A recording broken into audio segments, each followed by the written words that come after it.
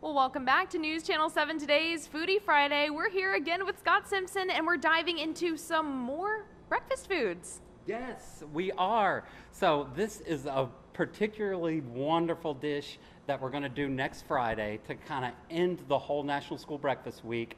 And it's so much fun. Again, something you can do at home and very simple. So we're about to show you how to do it. Now, essentially what this is we're going to take our cinnamon rolls. These are cinnamon rolls. They were pre-made. I bought them at the store.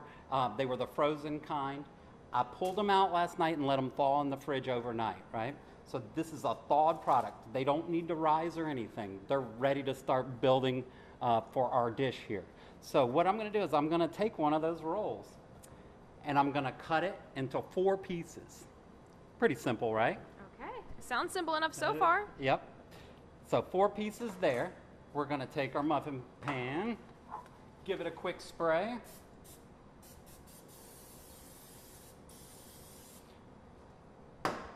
Now, here comes the fun part. Anybody could do this. It's great. And you're probably looking at home thinking, I don't know if this is going to work. I promise you it's going to work. So we take 2 of the pieces and we just kind of fill the bottom, just like that. Yeah. And then we take about a tablespoon or so of chocolate chips. Oh, yum. Yes, and these are semi-sweet chocolate chips. Now, we're going to put banana in it. This adds, of course, a little potassium. I mean, it can't be all a dessert. We have to add a little nutrition to it, right? Absolutely. It's one of my favorite fruits. Very excited to see it incorporated in this dish. So as you can see, I peeled the banana. I just cut it in half this way. It's just easier. It's a more manageable piece to cut, when I cut it in half. For sure. And then we're going to go down the center here, and then we're going to quarter it. So basically, I've cut that 1 piece. Now we got 4 pieces that we're dealing with here. And sounds like we're quartering everything so far. Yeah, that seems to be the theme today. Yeah, we're quartering. And then we're just going to chop this up into small pieces. Amazing. And it's so cool to see how quickly you're able to chop these things up. I've done it once or twice before. Yeah. So again, about a tablespoon of banana slices. And we're just going to put them right in there. Now, we just take our other 2 pieces from that roll that we cut earlier, and you just kind of shove them in there just like that. Now, I don't know, do you want to try to, well, you'd have to get gloves on. I wanted to put you to work today, but I'll do another one. I better not without gloves. Okay. Now. And tell me a little bit about this layering and how it cooks.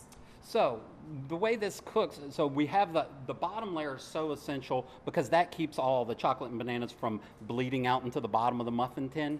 So you just want to make sure that you line the bottom, and then you're basically making like a sandwich.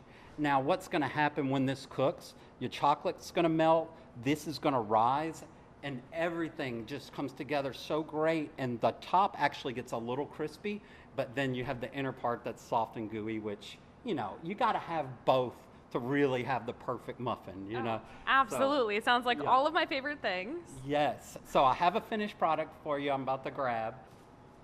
Oh my goodness. With a little TV magic, this is what they look like in the end. So now, what I did, we filled up this muffin tin right. We're going to put it in an oven. It's 325 for a convection oven for about 10 minutes.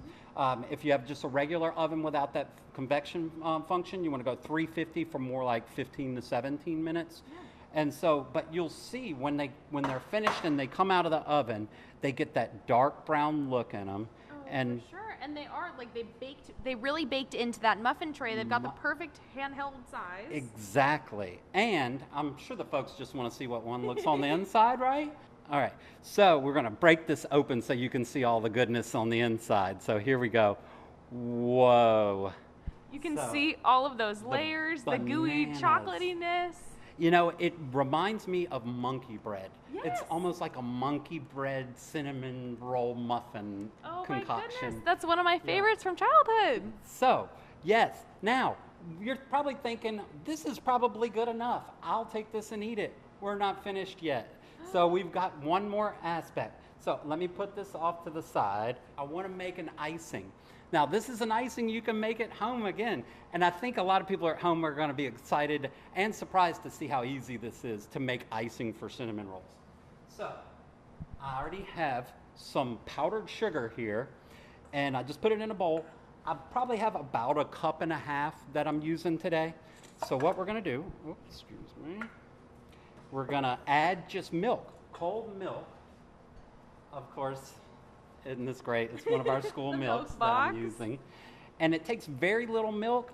So the great thing when you're making one of these at home is if the sauce comes out too thick, you can add more powdered sugar. If it comes out too thin, you know, you could add more milk, or add more powdered sugar. So it really you can kind of mess with it and adjust it to your needs, basically. Yeah, and really simple ingredients. Yes. So you see that? It looks a little thick, but you know what? We're going to roll with that. And what I'm going to do is add just a little touch of vanilla. Never go wrong with a little vanilla. Yep, I think 1/4 teaspoon will get this done.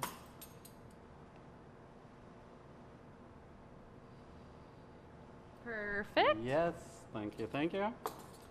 So now, that is our powdered sugar. We're going to take our beautiful muffins here. We're just going to do a nice little drizzle. Amazing. Oh, I already thought it was perfect, and now we've got icing. Oh my gosh.